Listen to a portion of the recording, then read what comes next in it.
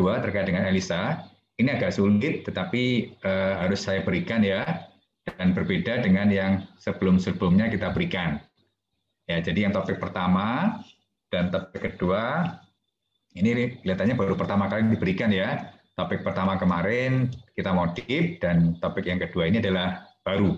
Ya, kita akan mencoba untuk mendeteksi ya adanya antigen atau virus EDS ya.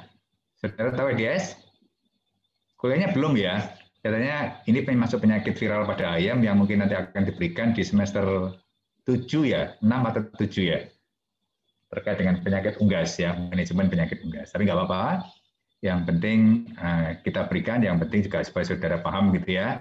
Ada penyakit yang disebut dengan EDS atau kepanjangan dari egg drop syndrome.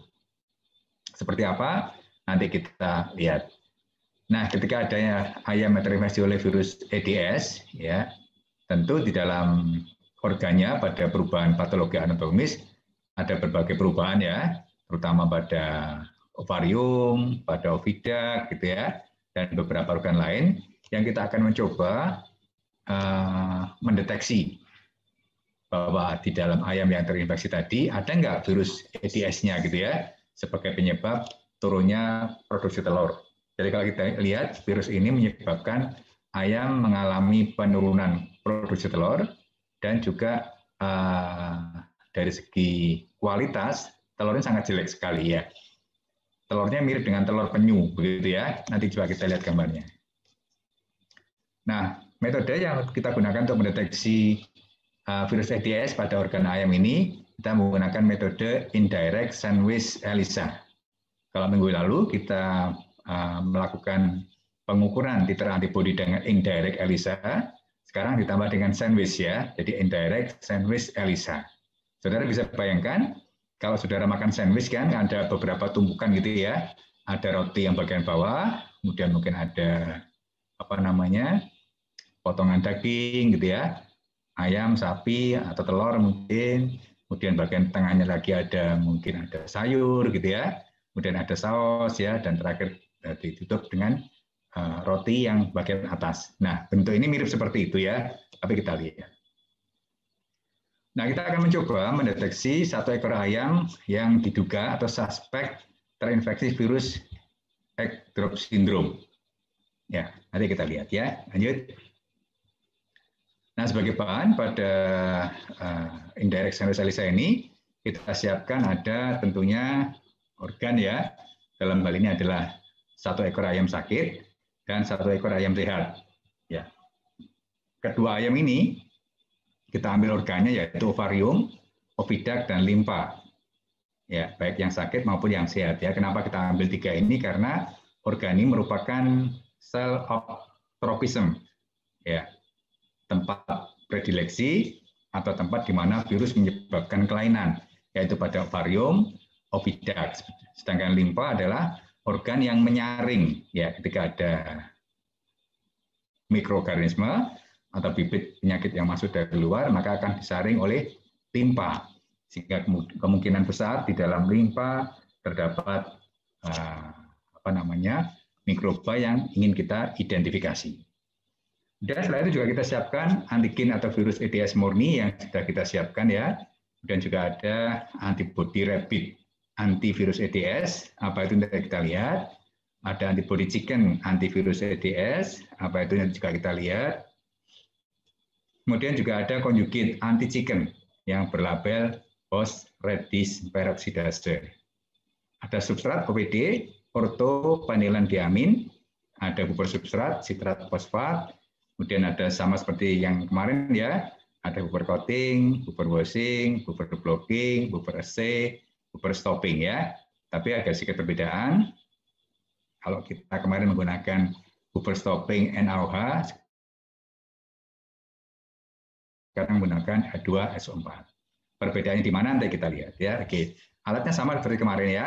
Yang penting ada ELISA reader, ada monitor, ada printer ya. Jika ada microplate ELISA, kemudian pipet multi channel berbagai ukuran, kemudian battery disk, beaker glass, dan ada inkubator ya, untuk membuat suasana menjadi suhu 37 derajat Celcius, termasuk dalam ini adalah kulkas ya. untuk melakukan coating pada suhu 4 derajat Celcius. Nah, coba kita lihat sekarang apa itu EDS ya. Jadi EDS adalah penyakit unggas ya, yang penyakit viral pada unggas yang menyebabkan adanya penurunan produksi telur baik kuantitas maupun kualitas. Nah, mirip dengan EDS adalah virus infectious bronchitis. Ya, bedanya seperti apa nanti kita lihat. Jadi dua virus ini, virus IB dan virus EDS, sama-sama menyebabkan adanya gangguan pada organ reproduksi, terutama pada ovarium dan oviduct. Nah, kedua virus ini dapat menginfeksi secara bersamaan, ya. Meskipun dengan sel tropisme yang berbeda, yaitu tempat predileksi yang berbeda, tetapi dua-duanya juga memiliki tempat predileksi yang bersama.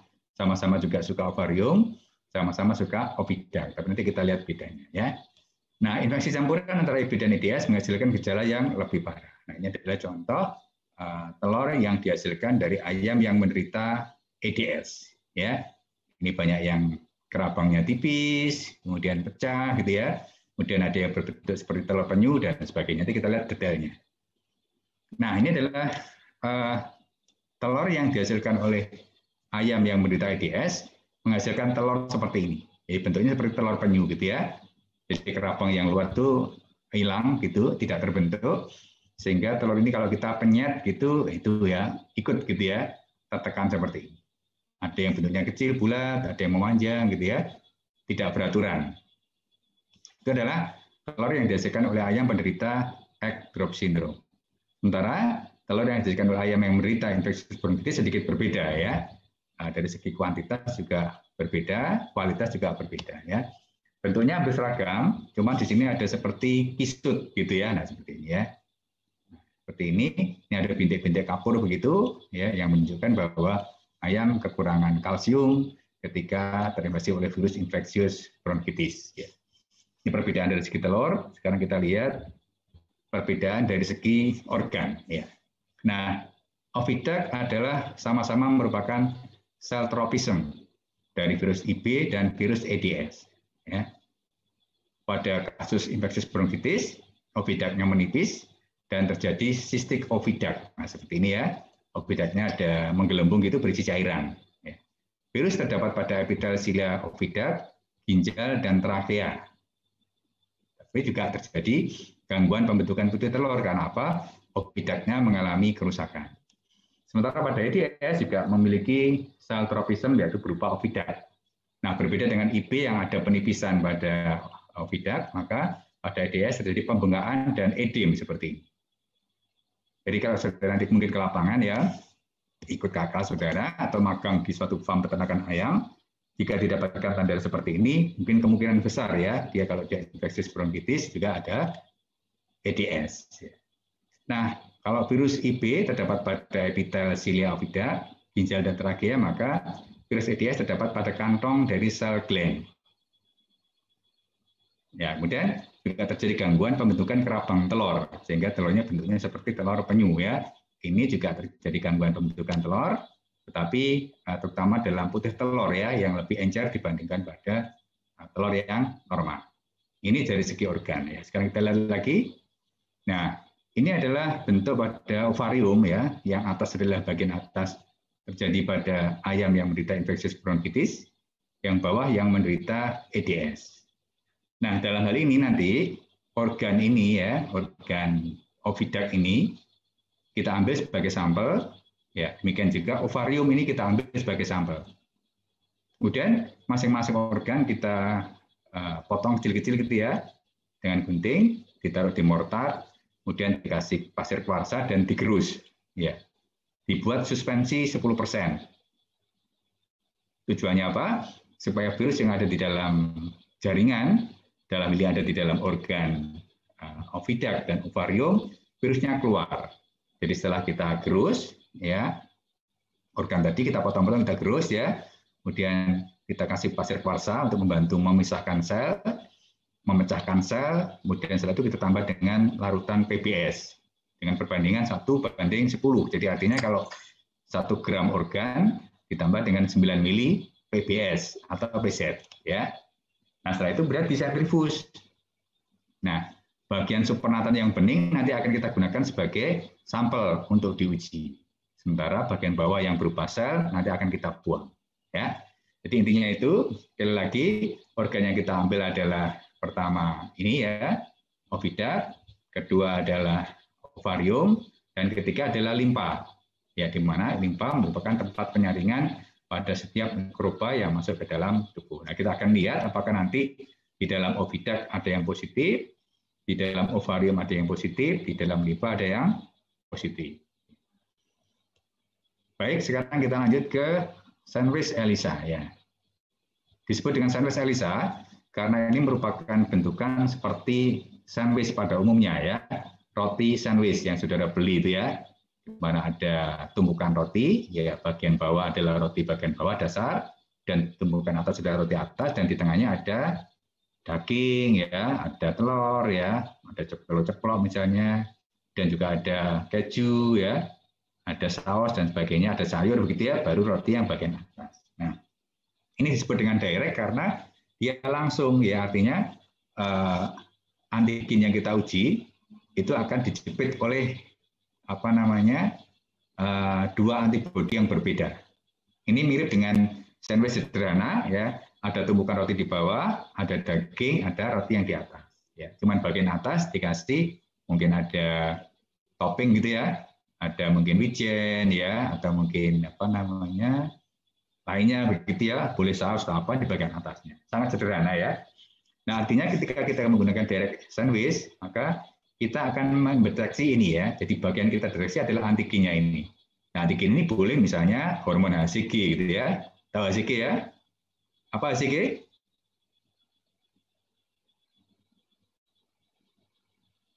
Kuliah di fisiologi ya, reproduksi apa sih? Human chorionic gonadotropin. Ya. Coba kemudian atau juga bisa digunakan untuk deteksi virus ya, berbagai virus misalnya dengan uji direct sandwich ELISA. Nah, supaya dapat seperti ini maka pada uji ini perlu dua antibodi, yaitu antibodi pertama dan antibodi kedua. Antibodi pertama anti terhadap antigen yang ini.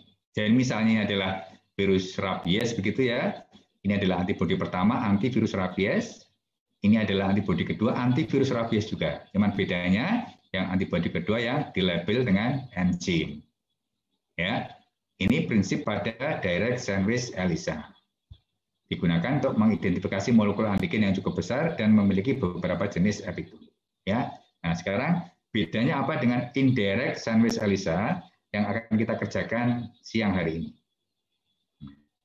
Ini adalah indirect sandwich ELISA, tumpukan rotinya jadi lebih banyak begitu ya. Ini adalah roti yang dasar bagian bawah, ini mungkin dagingnya, ini mungkin anggap saja sebagai keju gitu ya. Jadi ada daging, ada keju, ini baru roti yang bagian atas.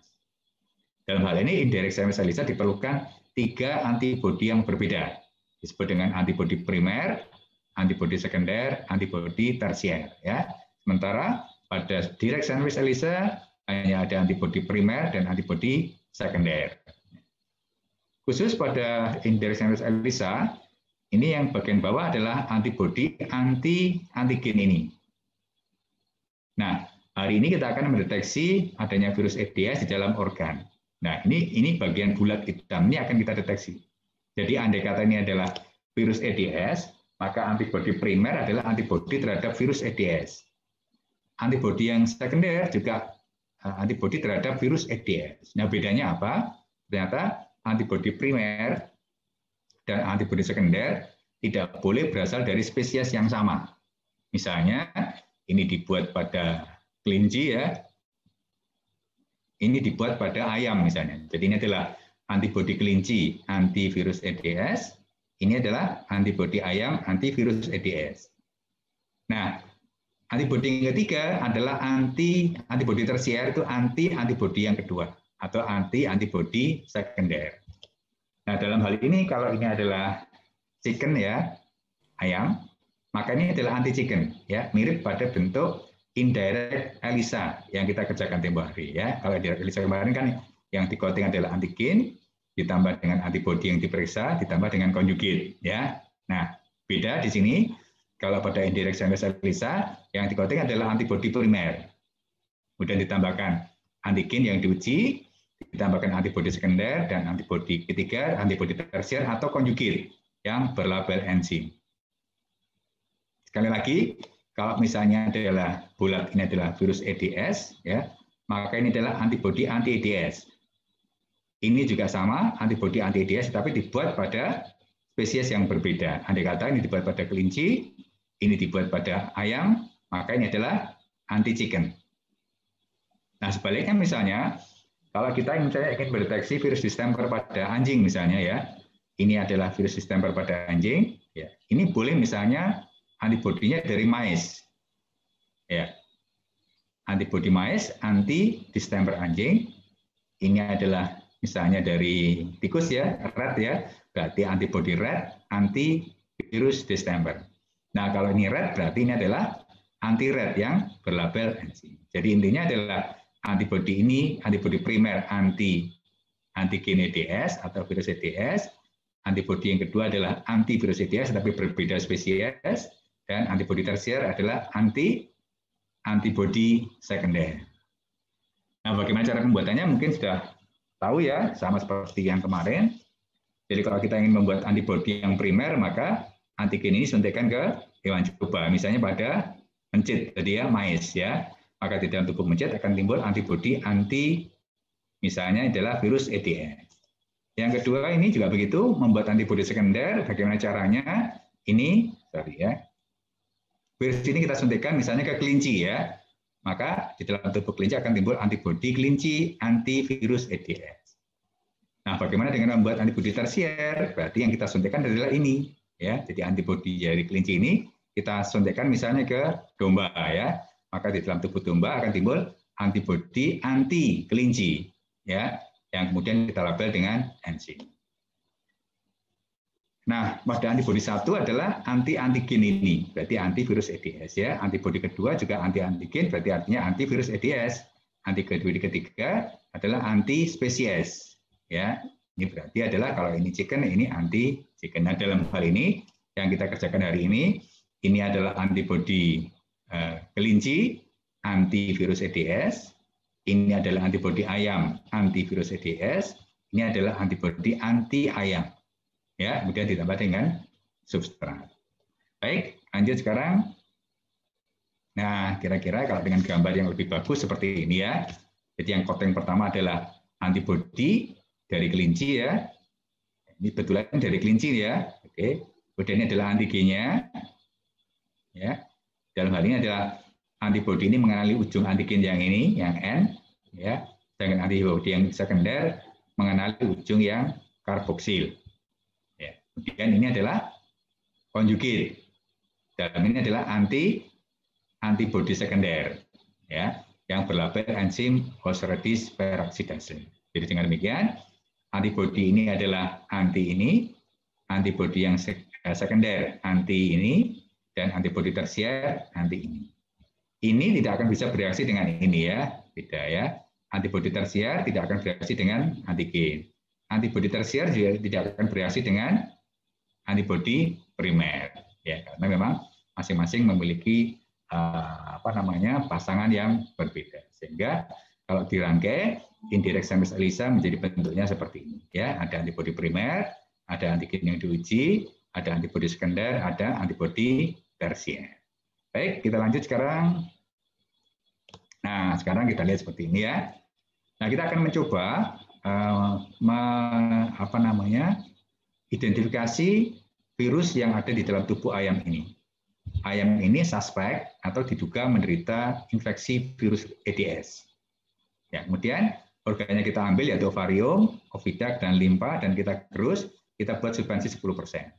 Berarti artinya sekarang kita sudah memiliki persediaan yaitu suspensi organ dari ayam yang sakit ya, dari ayam yang sehat. Ya, jadi ayam sehat diambil dari ayam tidak menderita EDS ya. Pertama kita coating antigen primer ini, ya, itu adalah antibodi rapid anti virus EDS. Kenapa? Karena antibodi ini dibuat pada kelinci.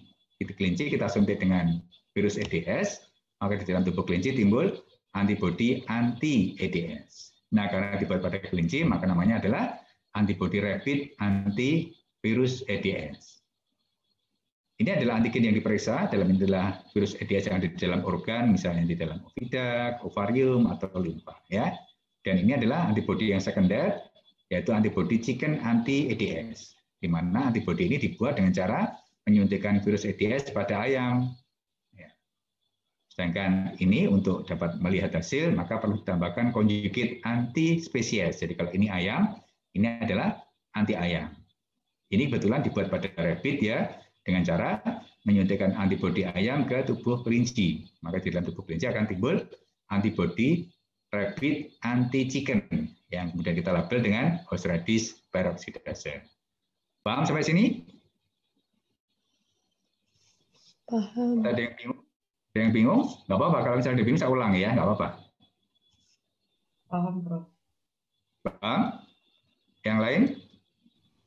Mohon ulangi sekali lagi, Prof. Dari yang mana? Yang dari AB primer. Dari ini ya, oke ya. Jadi hari ini kita akan praktikum dengan cara mengidentifikasi organ ayam yang diduga terdapat virus egg drop syndrome (EDS). Ya. Nah, ketika ayam ini menderita EDS, tentu di dalam tubuhnya terdapat organ-organ yang terinfeksi, misalnya ovarium, oviduct, limfa, gitu ya. Itu kita ambil dan kita krus ya, kita buat suspensi 10%. Tahu artinya ya? Jadi kalau misalnya ovarium kita ambil, kemudian kita timbang 1 gram ovarium ditambah dengan 9 mili ppb, maka menjadi larutan 10% ya. Kemudian setelah kita krus, kita buat suspensi ya, kita sentrifus dan supernatanya dianggap sebagai sampel yang akan kita uji nanti. Nah, prinsip pada indirect sample ELISA adalah ada beberapa tumpukan antibodi yang digunakan untuk mendeteksi ini virus EDS ini atau antigen EDS ini ya. Dalam hal ini kita buat pertama adalah antibodi primer, yaitu antibodi ini berasal dari antibodi kelinci yang sudah disuntik dengan virus EDS ya, sehingga namanya menjadi antibodi primer tadi menjadi antibodi rapid anti EDS virus atau rapid anti EDS virus ya.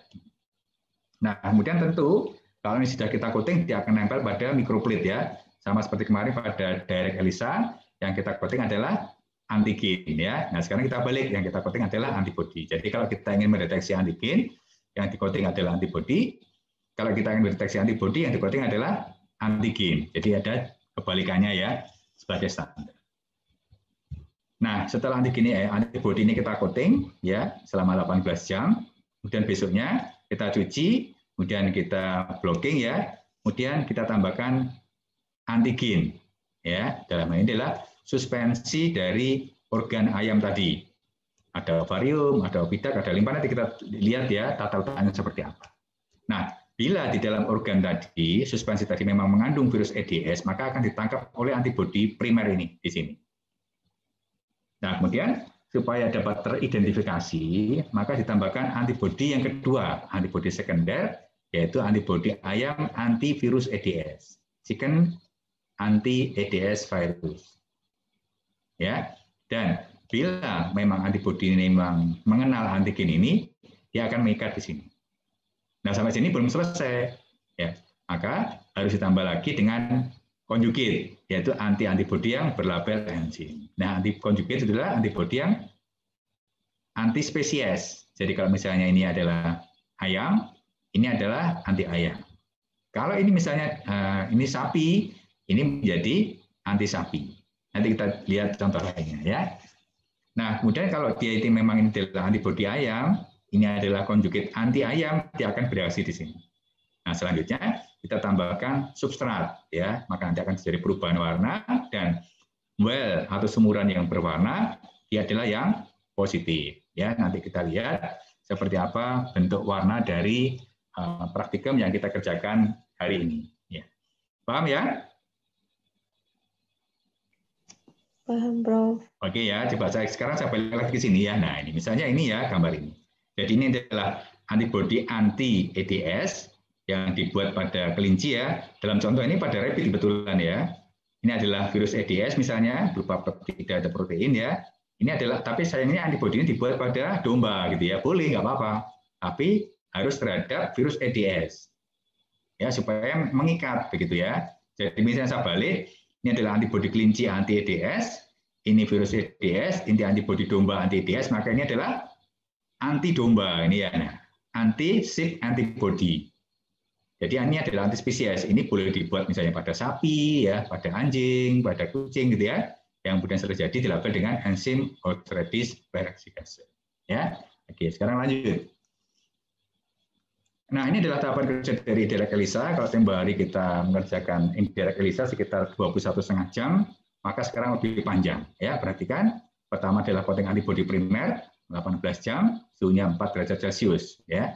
Dan di washing, blocking 1 jam, washing lagi, penambahan sampel, suspensi organ ya, tadi ada limpa, ada oviduct, ada ovarium 1 jam, washing lagi, kemudian tambahkan antibodi sekunder ya 1 jam, tambahkan antibodi tersier juga 1 jam, washing tambah substrat, kemudian dibaca ya, di stop dan dibaca. Jadi kalau kita jumlah berapa ini ya? 18, 19, 20, 21, 22,5 jam. Jadi hampir 24 jam ya. Ketika kita mengerjakan indirect sandwich ELISA. Sorry, ini ditambahi sandwich ya. Indirect sandwich ELISA. Lanjut sekarang. Nah, tahap pertama dalam praktikum hari ini adalah kita akan coating antibodi primer. Yaitu antibodi yang dibuat pada kelinci tadi ya. Ya, dengan cara menyuntikkan virus EDS pada tubuh kelinci, maka dalam tubuh kelinci akan timbul antibodi antivirus EDS. Coating tadi, ya maka dalam coating ini kita encerkan antibodinya ya dengan pengenceran 1/10, 1/20 dan 1/40. Ya, jadi kita sudah memiliki antibodi primer antivirus EDS dari kelinci yang kita encerkan 1/10, 20 dan 40. Masukkan 100 ml per well, kemudian inkubasi 4 derajat Celcius 18 jam. Nah, besoknya dicuci ya, washing. Ya. Oke. Washing ya. Masih ingat ya apa washing itu kemarin? Dan setelah di washing ditambahkan blocking ya, masih ingat ya? Apa itu blocking dipraktikkan tempoh hari seperti ini. Jadi ini adalah misalnya kita melakukan blocking ya terhadap antibodi yang di coating. Sekarang ini antigen berarti kita ganti dengan antibodi ya. Ini antibodi, kemudian di blocking ya. Sehingga tempat yang kosong akan terisi oleh buffer blocking supaya nanti apa? Tidak terjadi pewarnaan latar. Lanjut. Nah, blockingnya menggunakan krimer 4%, sama seperti pada indirect ELISA yang kita kerjakan 2 minggu yang lalu. Setelah di blocking, cuci lagi ya. Kemudian setelah itu, ini ya gambarnya, contoh blocking ya. Kemudian dicuci, kemudian ditambahkan sampel. Dalam ini adalah suspensi organ ovarium, oviduct, dan limpa ya, dari ayam sehat dan ayam yang suspek diduga menderita EDS. Ya. Nah, sebagai pengencer, untuk pengenceran sampel digunakan krimer 1%. Dalam ini pengencernya adalah 1/100. Ya.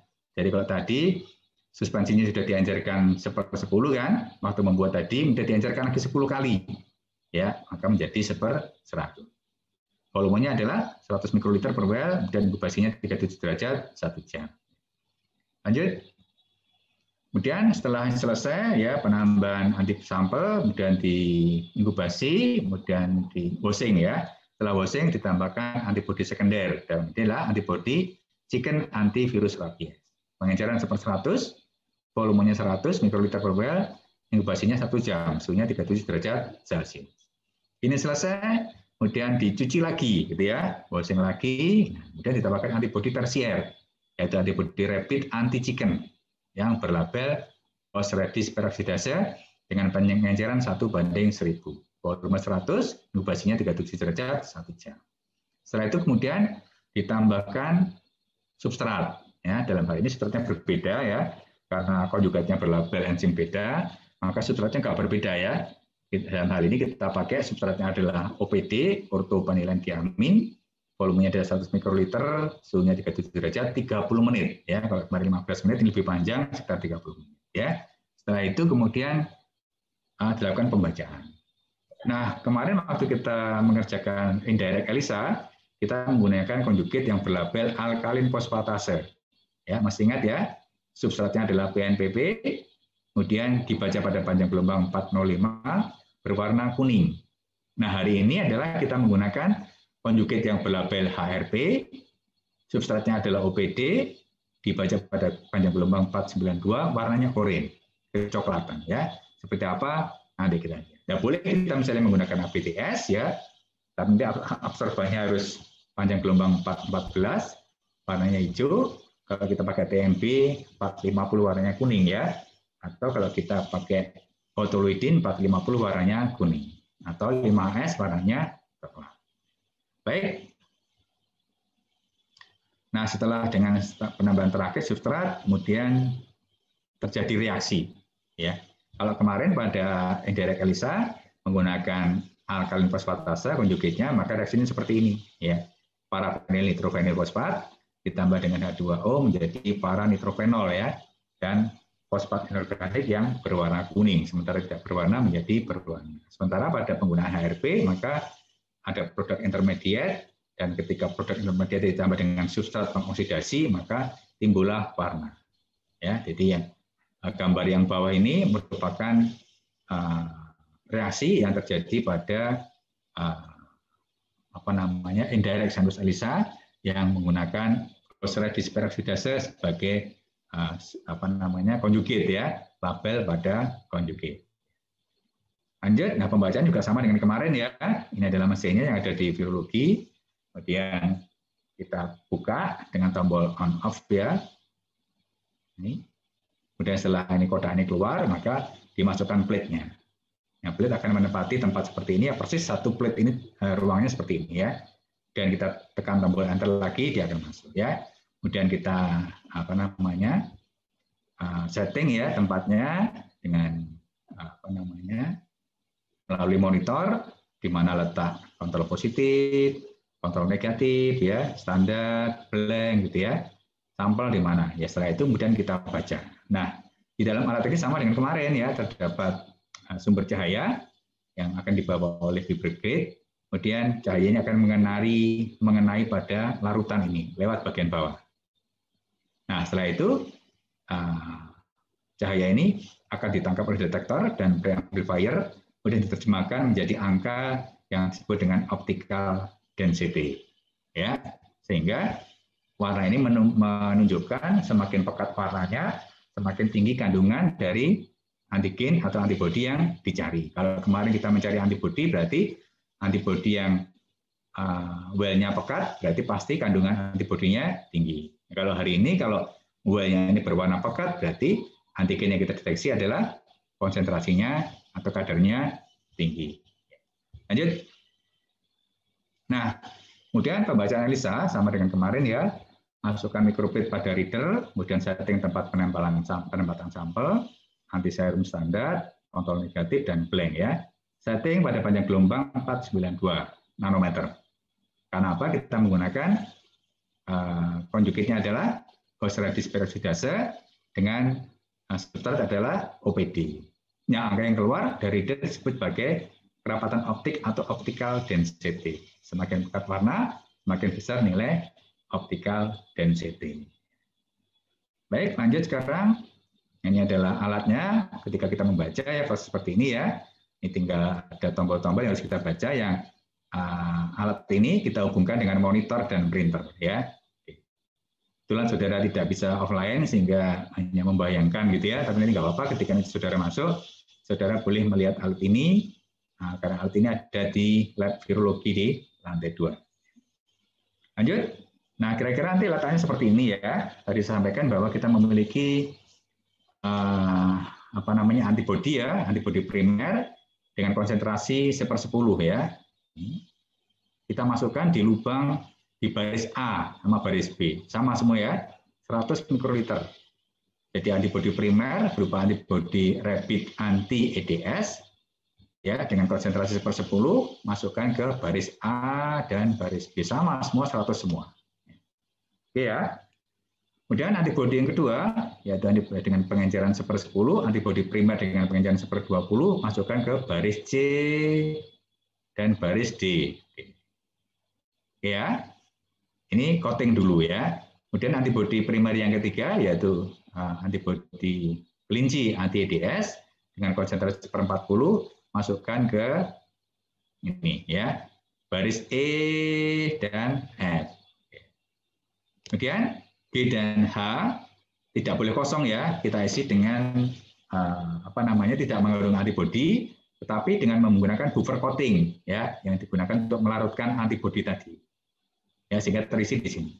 Artinya ini nanti kita akan gunakan sebagai kontrol blank ya, yang tidak mengandung antibodi primer, sehingga nanti ketika ditambahkan suspensi organ juga hasilnya akan tidak ada yang menangkapkan, sehingga juga hasilnya akan negatif. Oke ya. Kemudian baris A, perhatikan ya, baris A, baris C, ya, baris E, ya, baris F, masukkan organ tadi yang sudah dibuat suspensi 10% ya, yaitu dengan diencerkan 1/100 ya, di mana organ ovarium masukkan di sini. Ya, ini adalah ovarium ayam yang positif, ini ovarium ayam yang sehat. Ini adalah oviduct ayam sakit, ini oviduct ayam sehat. Ini limpa ayam sakit, ini limpa ayam sehat. Ya. Nah, untuk mengontrol ini maka dimasukkan virus EDS ya yang sudah diketahui, masukkan ke baris B semuanya. Nah, nanti akan sebagai kontrol gitu ya. Artinya di baris B ini ada antibodi primer antivirus EDS dan virus EDS yang tentunya akan terikat. Sedangkan baris A, nanti jika di dalam ovarium mengandung virus EDS akan diikat oleh antibodi primer, begitu ya. Demikian juga, pada baris C, ya kita masukkan organ ya. Ini ovarium sakit, ovarium normal, oviduct ayam sakit, ayam normal, limpa ayam sakit, limpa ayam normal. Kontrolnya juga begitu ya, masukkan di D, virus EDS, belang, ya. Oke. Bagaimana dengan EF? E tadi adalah mengandung antibodi 1/40, masukkan organ ovarium, ayam sakit, ayam sehat, oviduct sakit, oviduct sehat, limpa sakit, limpa sehat. Ya, kontrolnya adalah ini ya, bleng gitu ya, virus EDS. Yang G, meskipun tidak ada antibodi, tapi harus kita gunakan sebagai kontrol ya, maka kita masukkan organ juga ya. Ini adalah ovarium sakit, ovarium sehat, oviduct sakit, oviduct sehat, limpa sakit, limpa sehat. Dan ini adalah kontrolnya virus EDS. Ya, jadi penempatan sampelnya bentuknya seperti ini. Oke ya. Sekarang kita lanjut. Setelah kita masukkan itu, kemudian kita setting ya di dalam monitor ya. Jadi baris pertama tadi adalah organ ya atau unknown, sampel yang tidak diketahui, masukkan di setting di baris A. Organ berarti ini ya, sampel yang tidak kita ketahui, kemudian standar virus EDS yang sudah kita ketahui, ini adalah sampel lagi ya, organ lagi, virus EDS yang sudah ketahui, kemudian sampel lagi yang tidak kita ketahui, kemudian ini virus EDS, sama ya, juga begitu ya, yang ini diperlakukan sebagai blank. Nah setelah itu kemudian, nah hasilnya seperti ini ya. Ini adalah untuk kelompok Banyuwangi ya. Diperhatikan kelompok Banyuwangi, ternyata pada hasil saudara akan terbentuk seperti ini. Ya, ini adalah kontrol yang positif ya, virus EDS yang kita tambahkan dan ditangkap oleh antibodi primer, antibodi sekunder dan juga dengan konjugat ya, berwarna oranye kecoklatan seperti ini. Oke ya, ini organ. Sekali lagi, ini adalah virus EDS, sama dengan ini ya, virus EDS, ini virus EDS. Bedanya, ini adalah pengenceran antibodi 1/10, ini 1/20, ini 1/40 ya, ini tidak mengandung antibodi. Ya. Kemudian ternyata di bagian ovarium itu ada yang warnanya seperti ini ya. Ada yang seperti ini. Ini oviduct ya, warnanya pucat ini ya. Ini limpa positif, ini limpa negatif. Ini ovarium positif, ovarium negatif, limpa oviduct positif, oviduct negatif ya. Limpa positif, limpa negatif. Yang 1/40 juga begitu ya. Sorry, 1/20 ya. Ya, 1/20 juga begitu. Ada sedikit perbedaan ya dibandingkan dengan kontrol ya. Demikian juga pada 1/40. Ya.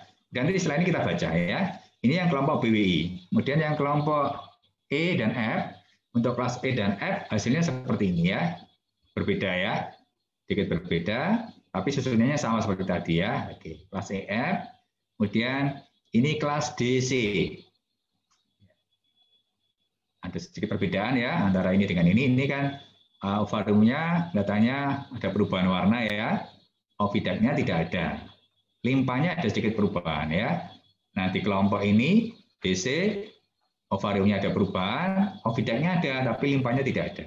Ya, apakah nanti positif atau tidak? Nanti kita lihat. Ya. Kemudian ini adalah kelompok AB ya, sama dengan tadi. Ini adalah ETS, ya, baris ETS kontrol. Ini baris organ ya. Oke. Kemudian setelah itu kita baca. Nah, ternyata hasilnya seperti ini. Ya. Nanti akan saya kirim data di masing-masing kelas ya. Jadi sekali lagi saya ulang. Untuk kelas BWI mendapatkan hasil tersendiri. Kemudian kelas E dan F preparatnya sama ya, otomatis juga angkanya sama. Nanti saudara pilih sendiri ya. Kemudian kelas DC juga begitu, preparat tersendiri, dan kelas AB juga preparat tersendiri. Hasilnya nanti juga begitu ya, ada 4 hasil yang berbeda tentunya ya, yang dapat digunakan untuk 7 kelas yang berbeda. Ya, jadi tadi ternyata ketika ini ada warna kan gini ya, ini kan tadi akan berwarna ya, ini berwarna, yang ini tidak, kemudian berwarna lagi ya. Ternyata setelah dicek seperti ini. Ini kan ada angkanya semua ya, hampir aja angkanya ya, 0,6, 63, 648, 624 ya, 612, 644, 630, 617 ya, dan seterusnya. Sama, hampir semua sama ya. Sementara yang ini tidak ya. Ini ada yang angkanya agak besar, 0,338, ini 0,1. 0,1 ya. Nah, gitu ya. Ini 0,2. Ini 0,1. Oke ya. Yang juga yang ini, yang kelompok baris yang keempat ya. Sama, itu 0,4, ini 0,2 ya. Jadi artinya ketika antibodi primer dengan konsentrasi yang pekat ya, 1/10, maka dapat menghasilkan OD yang lebih besar ya, daripada antibodi yang 1/20 maupun 1/40. Perhatikan ya, AB adalah antibodi 1/10, CD 1/20, EF 1/40. Ini blank ya. Oke. Blank angkanya kecil ya, antara 0,0 sama dengan 0,1. Hampir sama ya. Nah, sekarang pertanyaannya adalah ya, hitung masing-masing OD ya, hitung rata-rata OD pada masing-masing kelompok organ. Jadi misalnya ini dengan ini karena ini kan duplo ya. Ini rata-rata, ini rata-rata ya, ini juga di rata-rata, rata-rata, rata-rata, rata-rata. Ini juga begitu ya, setiap duplo ini di rata-rata jadi 1. Sama yang juga di rata-rata semua ya. Dan hasilnya dimasukkan ke sini. Hitung rata-rata OD kontrol, organ negatif ya, organ dari ayam sakit ya, yang organ kontrol dari organ ayam yang sehat atau negatif, kontrol antigen atau virus EDS yang positif, dan tentukan organ apa saja yang positif dan berikan kesimpulan. Nah, nanti saudara menghitungnya begini ya, cara menghitung organ yang positif. Untuk dapat mengetahui organ tadi positif atau negatif, kita harus berpegang pada nilai cut-off value atau disebut dengan COV ya. Jadi untuk mengetahui organ tadi positif atau negatif, maka dapat didasarkan atas adanya nilai COV, cut-off value. Di mana nilai COV adalah sama dengan 2 kali rata-rata dari kontrol negatif. Sedangkan organ dinyatakan positif bila memiliki nilai OD lebih besar atau sama dengan COV. Ya, jadi saudara, tugas saudara adalah menghitung COV dulu. Nah, COV itu berasal dari ini. Ya. Ini adalah organ positif, ini organ negatif. Jadi, ini kalau dikalikan 2 Kalau lebih besar dari ini ya, lebih kecil dari ini berarti ini yang positif. Ya. Kemudian ini juga begitu ya. Ini di rata-rata kalikan 2, kalau nilainya lebih besar berarti ini yang positif. Tapi kalau ini lebih kecil berarti dia negatif. Ya. Oke, kemudian nanti angka itu dimasukkan ke sini. Nah, ya.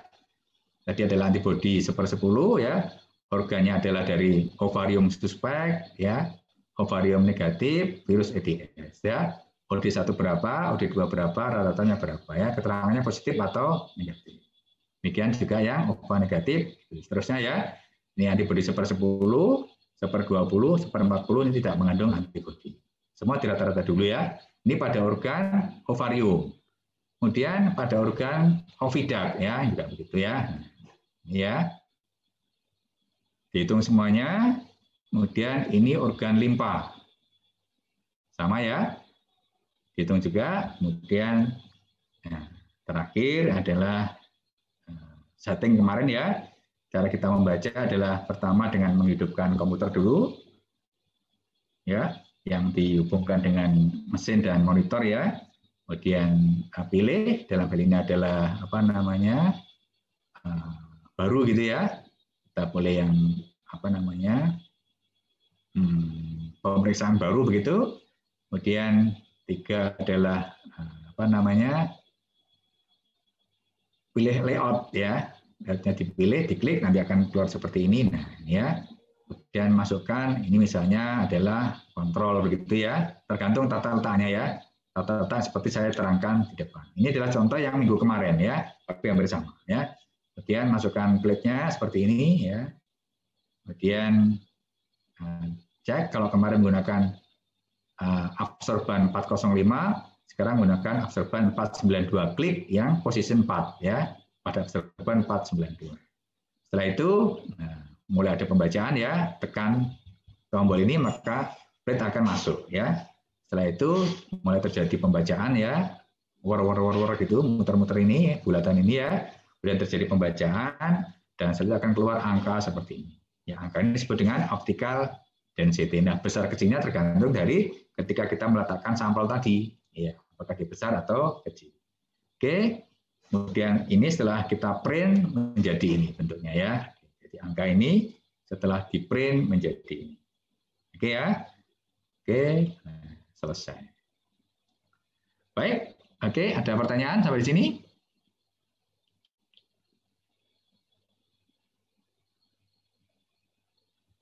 Permisi, Prof. Oke ya, silakan.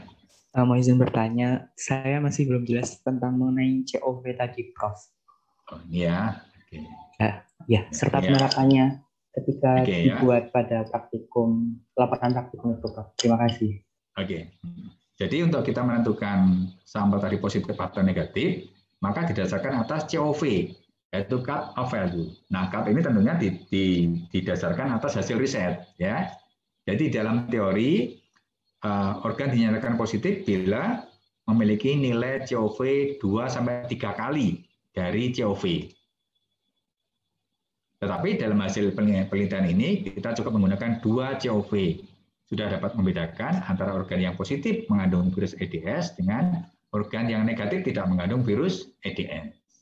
Jadi artinya ketika nanti masing-masing ini kan ada batasannya ya. Ini tadi kan organ yang diambil dari ovarium yang ayam sakit. Ini ayam yang sehat. Nah, ini kemudian dirata-rata dulu. Ini rata-rata, ini rata-rata. Nah, 2 kali rata-rata ini menjadi COV.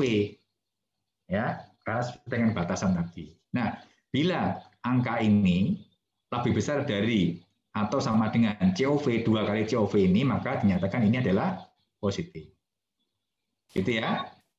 Nah, kalau yang positif kuat seperti apa? Ini bentuknya positif kuat, ya, karena ini memang tidak digunakan organ, tapi digunakan suspensi virus, ya. Jadi angkanya lebih besar ini ya. Coba perhatikan ya, 0,6 ya, semua 0,6 di sini. Ini memang didesain bahwa sebagai pengganti organ adalah virus EDS yang sudah kita ketahui, suspensi virus EDS yang sudah kita ketahui. Jadi pasti begitu ya. Nah, sekarang kita menentukan ini. Ini kan dari organ yang suspek, ya, suspek atau organ yang diduga ya dari ayam yang menderita EDS. Ini yang organ yang normal dari ayam yang sehat. Ternyata menghasilkan OD sekian. Nah, OD ini kalau kita rata-rata kan menjadi berapa ini? 0,122 ya, 0,112 ya.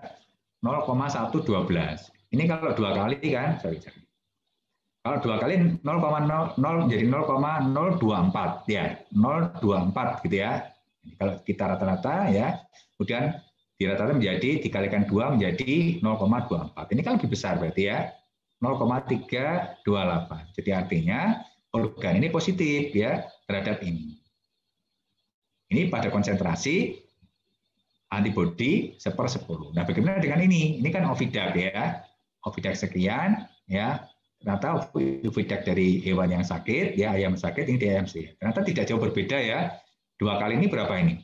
Berarti kan 0,2 lebih ya. Nah, ini kan berarti kan lebih kecil ya. Berarti ini negatif. Demikian juga pada yang ini ya, pada limpa ya. Ini adalah limpa yang positif ya. Ini limpa yang negatif. Nanti hasilnya seperti ini ya. Di rata-rata kalau rata-rata ini lebih tinggi dari ini berarti dia negatif. Sorry. Kalau dia rata-rata ini lebih besar dari ini dia negatif. Kalau ini lebih kecil dari ini berarti dia positif. Ini pada kondisi 1/10 antibodi.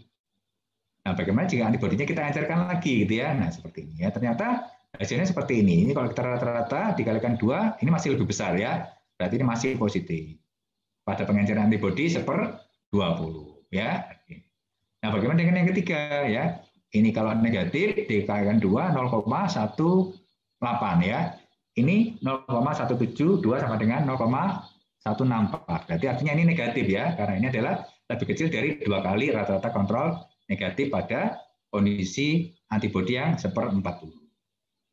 Ya, maka sekarang sebelum saudara menganalisis lebih jauh, ini di rata-rata dulu ya. Ini dengan ini dengan ini semua ya, dari 22 jadikan 1 ya, kemudian akan menjadi ini. Nah, nanti setelah dimasukkan ke sini akan ketahuan ya, apakah nanti ini adalah 2 kali nilai ini atau seperti apa. Ya, jadi kalau misalnya ini 2 kali dari nilai ini berarti dia adalah positif. Ini tentu kan tetap negatif ya, negatif, ini positif ya, karena ini adalah virus Aedes. Gitu ya. Bisa dipahami? Baik, Prof. Terima kasih sudah paham, Prof. Cukup ya. Oke. Yang lain mungkin? Kelas lain?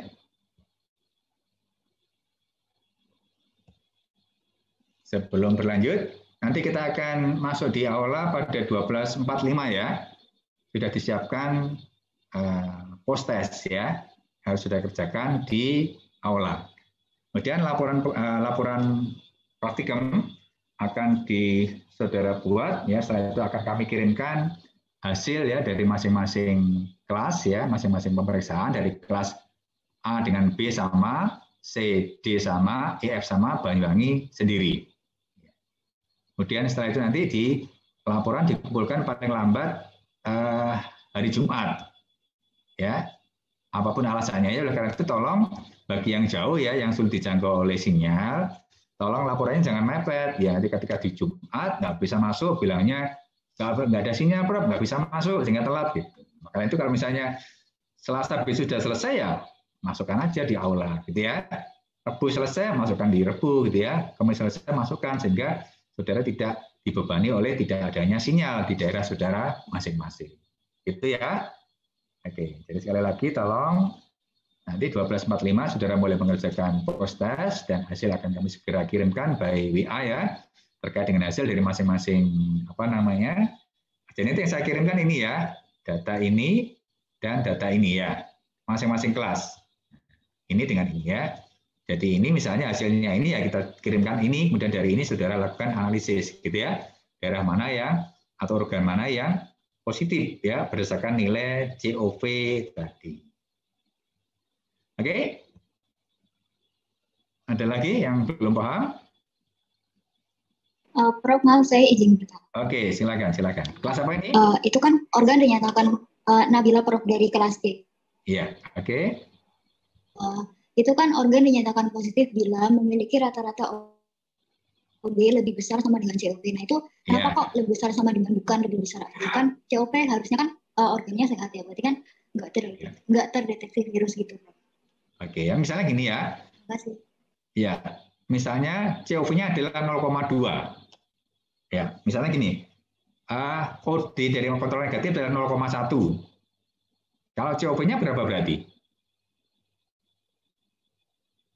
Saya ulang ya. Misalnya ya OD dari kontrol negatif adalah 0,1. Maka COV-nya berapa? 0,2. 0,2 kan? Nah, jadi kalau organ nanti memiliki 0,2 persis ya dihitung positif. Karena syaratnya kan 2 kali rata-rata kontrol negatif. Ya. Syukur-syukur kalau misalnya dia 0,21, 0,22 malah positif gitu ya. Paham? Jadi sekurang-kurangnya harus memiliki nilai OD sama dengan COV supaya dinyatakan positif. Jadi kalau misalnya OD kontrol negatif dan 0,1, maka 2 kalinya kan 0,2.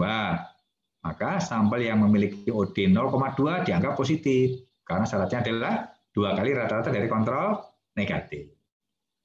Tapi kalau misalnya dia nanti ketemunya COV-nya di 0,21, 25, 0,3 malah positif kan gitu ya. Karena sekurang-kurangnya adalah 0,2. Nah, sampel yang positif dengan lebih dari 0,2 berarti artinya virusnya tambah banyak kan gitu ya. Misalnya 0,4, 0,5, 0,6 seperti kontrol positif tadi berarti virusnya tambah banyak gitu ya dibandingkan dengan virus yang ada di dalam organ. Contohnya tadi ya, saya ulang lagi coba hasil ini ya. Perhatikan ini ya. Ini kan semua berisi virus EDS yang sudah diketahui kan. Kan semuanya tinggi ya. 0,6 ya, 0,6. Bandingkan dengan ini 0,3 ya. Berarti di dalam organ ini kandungan virusnya tidak sebanyak virus EDS ini. Kan gitu ya. Ya. Ini kan organ yang positif dari ayam sakit. Ini kontrol virus EDS. Ya kan? Berarti artinya organ ini mengandung virus EDS tetapi jumlahnya tidak sebanyak ini, gitu ya. Sementara ada organ yang negatif jumlahnya kecil ya, angkanya kan kecil, tidak mengandung virus. Sementara 0,3-nya sudah mengandung, apalagi 0,6, gitu ya, tambah lebih mengandung virus EDS. Gitu ya, jadi sebagai kontrol positifnya ini, ya, ini sebagai kontrol negatif ya. Jadi nanti COV didasarkan atas ini ya, kolom 34, kolom 78, kolom 11, 12 untuk menyatakan COV, ya. Oke. Paham? Baik, Prof. Terima kasih. Oke ya. Ada lagi yang belum paham?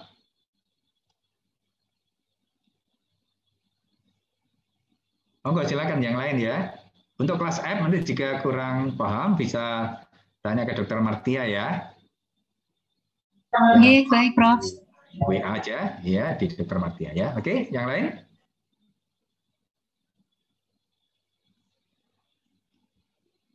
Kelas A ada pertanyaan?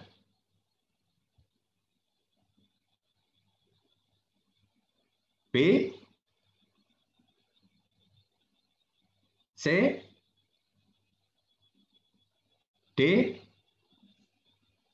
atau lainnya, atau masih bingung?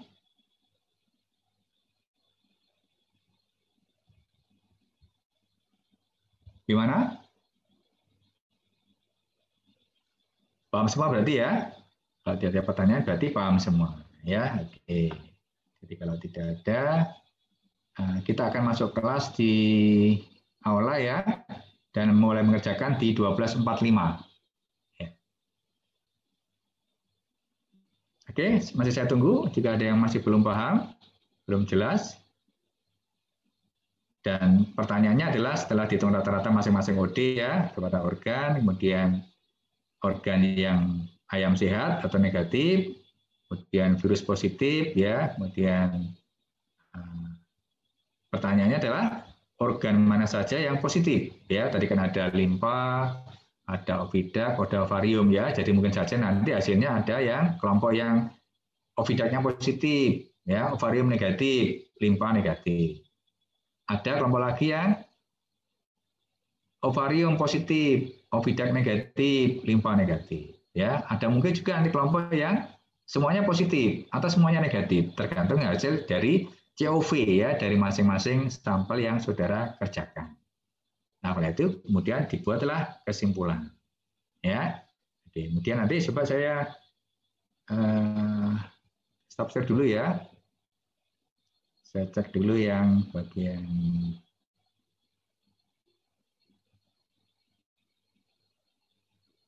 Sudah saya buka ya, bentar ya.